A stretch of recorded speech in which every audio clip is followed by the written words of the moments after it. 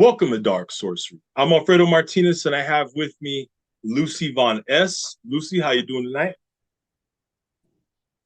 Hi. Okay. All right. So yeah, let's go ahead and jump right into it. You are owner of Order of the Black Flame Sun. Mm-hmm. So you guys are on YouTube, Instagram, and some other platforms. So go ahead and tell us how you got started in magic, how your magical path began. I would say my magical path working started at a very young age where I grew up. Grew up very close to nature in the heartland of the United States. So I grew up very close to nature, and that's what always made sense to me. And I feel like as I drifted away into my dad was a pastor, my mom was a missionary. So it was a very religious home, and that kind of I always seen the disruption in that. And then when I turned about 21, I went off to live on my own. And that's when I was really able to start practicing magic. And I remember when I was younger, probably 16 or 17, I remember going on the internet and finding Anton LaVey's Satanic Church, and it was the only way I could access it because I couldn't go get the book, the Satanic Bible, and bring it home. Yeah. Yeah. That'd be a whole thing.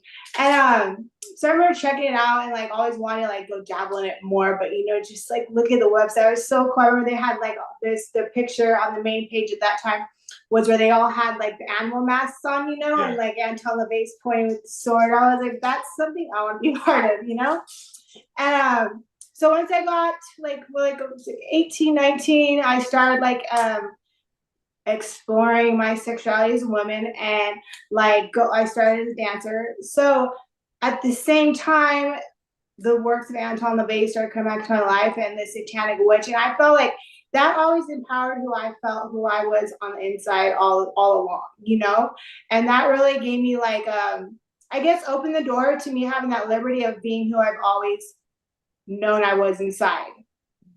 So that's really how I got started on that, and I feel I feel like Anton LaVey's work is very much more superficial, just something that was given to the public to kind of have them kind of get an idea of what they're about. But in there's more. I feel more deeper things into opening doors into deeper occult knowledge and wisdom, and really deeper older magic. That if somebody's called to it, they'll be able to open it up and really see dabble in the rest of it. That's really that's where it opened doors for me. Okay. Yeah. Mm-hmm. I'm assuming you follow LaVeyan Satan. Is that right? That is the misconception. As far as my order, the inner order is it's a secret order. The inner order is a secret order with inner members. The Satanic Rite is more something for the outside public, but it's inspired by by the Satanic Order, by Satanic Church of LaVey, because that's really something as I find tribute, I call tribute to it, because that's something that was a real opening for me in my life to be able to actually it was more being able to connect with people with like-minded Yeah. individuals, so that's what really blossomed it for me. So I feel the Satanic Rite as part of my creation, that's something that is inspired by LaVey, but it's not LaVeyan. Does that make sense? It does make sense because, I grew up Christian, Pentecostal Christian. And when I left the church, one of the first, authors that I did start reading was LaVey, Satanic Bible, the Satanic Witch, et cetera, et cetera. And I think that it could be a good platform to start for some people who are, leaving religion. It's not for everybody, but it did help me. And, do I, wholeheartedly believe and follow that? No, not at this point, because in my magical path, I've moved far past it. But I think it's a great, it's a great piece of art to go back to, and something to read from time to time. I do admire his work. I will say that. Yeah. And if Hmm. you really look at like the work of Anton LaVey, he even says, you know, it was more of a fan club, more of something where he was expressing himself and his ideals and his what he found interesting. You know, it's more of like Yeah. a showcase of the occult, the macabre, all that stuff that he found interesting, and people actually, I feel like the public, there's always 50% of the public that just takes it and blows it out to like takes it, lets their imagination go away with the rest. And but Yeah. that's Like, like that is the showmanship part of it. You know, you give a little bit, you put on a little bit there, and the rest is up to the public imagination. yeah. I mean, there's some people that will reject it. There's some people that will embrace it. Like I said, it's not for everybody. Mm-hmm. Um, but in the beginning of your path, was there any other authors or occult books that inspired you? Yes, most definitely. I would say as I got into it, I looked really into. I remember the satanic rituals, like that really had a lot of more for me. That was more like the names in there. The Hmm. names to other authors were the key to opening like into like further investigation into like other occult works. So what was really the thing that stood out to me more the most was of course Aleister Crowley, and that was something like the Golden Dawn system, and that was something that was also accessible. Hmm. I like to say, you know, for the earnest seeker, the teacher will present themselves, right? And that's part, I think, of magical path. But that's really one of the things I went down was Aleister Crowley and the Golden Dawn, and that really opened up to like Israel Regardie and Madame Blavatsky, a lot of those other really and more esoteric occult. And you really start down like for me, it was like really going deeper and deeper to like outside of the patriarchal, because as far as like Satanism goes, that is something very ingrained by the Christian system, Hmm. you know, and these other like philosophers or people magicians, they go further back beyond just Christianity, back into the pagan ways, back into the pure elemental, into to elements of nature. So that's really like even today, like it's still stuff I'm unraveling. It's Yeah. fascinating because the whole hidden history of the world that people really don't know about, you know. So I Yeah. think that fascinates me the most, and that's what I like to share about, you know. It's like, but it's not like you said, it's not for everybody. People have a mindset that's been ingrained for generations, for centuries. So that's the sad part is the closed mindedness. I feel, you know. Yeah. For someone who is coming away from the Christian church, I think it's like I said, a good starting point. But a lot of people from Christianity don't realize how shaky their foundation is when they look up the roots of where everything came from, and that when you go back thousands of years before, before there was even monotheism, there's a Mhm. whole history in that, which is inspiring. But what would you say is your first moment where you realized, like, wow, I did a spell and I'm really seeing the results, and magic is real, and no one can tell me any different. Um, I would say nature has always shown me like there's something else going on, you Okay. know? Yeah. And as far as like being raised in a Christian home with my dad was a pastor, so we were really religious. Like there was other stuff going on at home that I don't like to get into, but like he would really like make us go down for prayer and do all this like praying these demons away and all this stuff. And but at the same time, like I knew there was something to the prayer part. Hmm. The magician, if you want to take it in simple terms of the call, it's the magician exercising their to conform the universe to their will, right? You're adjusting energies and you're putting it out there. But in the religious sense, you're praying to some a power outside yourself to create change, right? But the magician, as a magician, you know that it's your power you're putting out there in the universe to change, to create change, and then it comes back and creates change, right? So I Yeah. always kind of, as a young age, like I always perceived that. I always like seen that, you know? Hmm. And I would say like that's really, really kind of like started. But then once I got into more of the magical part, that's when I really kind of started to get explanations for things I already like acknowledged and noticed within my life. Hmm. Mm-hmm. Now, okay, let's tell us a little bit more about the Order of the Black Flame, um, what it represents, and the intricacies of it. The Order of the Black Flame Sun. So within my order, I have there's three different, I would say, archetypes, right? There's the archetype of Lucifer, which represents the masculine energy, and Mhm. not actually belief in an entity, but in that energy field, that masculine energy, which is the male force, the fiery force of nature. Which, if you go back to like esoteric teachings or more the deeper ones, and you take away the names of religion, then you have these forces, correct? And Right. so Lucifer is more of that masculine force, that inner spirit that animates our physical body. And so, and then we have the satanic, and I feel like as part of the satanic archetype, that's the feminine, the dark energy, the matter. This is our matter, our physical sense, and neither can exist without one or the other. Both have to exist Right. for there to be life.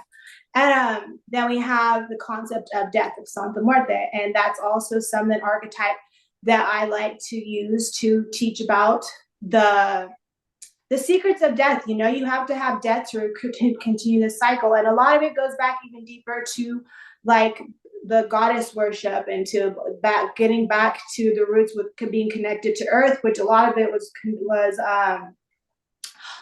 disconnected and just destroyed during like the whole patriarchal church stuff that Mhm. went on, and with the women being tortured, and like they seen that the women within the tribes, within the cities, had so much, they had a lot of power, and these guys were doing a lot of bad things to women, and they didn't want to get out, so they demonized women, they demonized nature, and I think as you can see it throughout a lot of our cultures and throughout history, where another country comes in and wants to take the land, and they try to disconnect the tribes from their connection with the land, and a lot of that history is lost. So I Yeah. feel like the Order of the Black Flame Sun has really been something that's been a process of me reconnecting with that inner flame, that inner dark flame, that you have to cut out all the rest of the world to get back into that natural part of ourselves, that essence of who we are at the very core when everything else is taken away. And I would say that started really when I started working with the Luciferian current, the serpentine, whether you want to call it the serpentine energy, the dragon current. That's what really started to shed things away from me, and took me down a crazy path. Yeah. No kidding. No kidding. You Mm-hmm. mentioned about you know, the establishment trying to stamp out the feminine energies. And I think, we see that in Christianity, in the history of it, with you know, like the Holy Spirit. Like all of a sudden this is a masculine energy, of God or source, whereas, it has sort of a feminine current to it. Mm-hmm. And it always blows my mind away, like through my research I've been doing, it's the fact that like the history's there. The history's Mhm. there showing the feminine, that I'm not in any way saying that the male or the feminine is either or more dominant than the other, but they both have to exist for there to be life, right? You need the day and you need Exactly. the sun for plants to grow. They need daylight and they need nighttime, they, and just like our bodies need it. So it's like at the very core of existence. And that's what I am in the process of doing, is really wanting to bring that back, to teach more on that, and I feel like that the way that the direction is taking me is more empowering women to get connected with that side of them and their intuition and their magic. And I feel like women have been so suppressed by all this patriarchal and this religion, to feel like demeaned in their own bodies. And I know for me, like part of my thing, my journey was like religion always made me like feel so much self-hatred towards myself for being human. Really, at the very core essence, I feel it's a program created to make people feel horrible about being human. Like, we're here in a human experience, right? Like, Right. I feel like LeVay did a good job at like kind of like going for like breaking the forefronts to kind of open people's mindset to it. But there's a lot more validity to his points when he's saying embrace indulgence instead of abstinence. And I feel like people really took that out of context. But we're here in a human existence, like our sexuality, like attraction, like all these things are a natural part of being human. They're a natural experience. Like, and religion tries to make it seem like we should be these perfect beings. of creation, and if we do anything that's human, then we're evil. And I think that's a sad way to live, you know. And I know from my own life experience, like being able to embrace all those sides of myself that make me human, may have caused me to lose relationships and different things like that. But at the end of the day, like, that's something beautiful to like be able to embrace in your life and like fully live in the moment and realize like you're all of these things. Yeah, I think it's good to, you know, if you lose people because you embrace yourself wholeheartedly, who you are deep inside, then really you don't need those people because that's who you are. You know, that's your destiny. And I think, you know, you mentioned, about Christianity, you know, what it does to you. And I think that a lot of what it does to a lot of people is it breaks down their self-confidence, saying Yeah. you aren't great, you're nothing, God is everything, all glory to God, and you're not anything. And that's damaging psychologically, emotionally, all the way around, you know. And Yeah. it's hard for people when they get out of that system to build up their self-confidence and say, well, yes, I can do this and I am great. You know what I mean? And just not put themselves down. Yeah. And yeah, like to me, I know people like acknowledge the cross and like there's a human body on there nailed to a cross, but as a magician, in the magical sense, that's a curse. Yeah. That's a curse. But they don't know that. You know? You know? So, and the fact is, like, the church like when these things started coming around, these trials and all that stuff, and they started going after women and the family system, like they knew that the occult magic existed. They knew these things existed, and they tried to demonize it because they wanted to keep it away from everybody else, so people couldn't have that power and that connection, you know. And I think it's a sad thing, but It is. I think it's a time and an age where we can like actually explore those things and begin to talk about those more. Well, I mean, that's strategic of them to stamp out the feminine because, you know, both energies are necessary. You'll just have them going around in circles, basically. Yeah. You know? Yeah. So, most definitely. Now, last couple of videos that we did on this channel, we had a discussion about religion and the occult. And I want you to tell me what you think about this quote that I came across. The difference between a prayer and an incantation is a prayer uses hope, whereas an incantation uses will. In prayer, I would say I don't like I use prayer because it's like I could use that and like people don't get freaked out by it. Okay. Yeah. You know, I was actually just talking to somebody right before all this meeting with you. But I was telling somebody, you know, like I'm in recovery, so we have a thing that we say in recovery. We say higher power. You know, there's the terms God in there, but I don't like to use that because it's so religion based. I prefer to say the term higher power because that embraces what works for me as a spirit to build my spirituality, and that also leaves it open ended for other people to like what works for them. You know. What was the question again? Can you say it again? So the difference between prayer and incantation. Yes. So so incantation and magic to me, that is more of a self-empowered act. Prayer means I feel prayer is like going out, making a supplication to something outside of me that I'm hoping will create change. Yeah, I think that, you know, when you look at prayer, it's basically like, well, if I beg this higher power enough, maybe he'll do it. If I beg enough times and have a prayer night and all night where I beg, maybe it'll happen. Whereas incantation is my will is this, so mote it be. I am rearranging reality, so mote it be. You know, you're powerful with your intention, and it does work. You know. Yes, and prayer works too, though. Yeah, prayer can. You do see it work, but it's not like I feel it's very disempowering for the individual, as in an incantation or putting together a ritual, is you realizing that you're the central force created, just playing with those energies to create change, and it's going to happen regardless.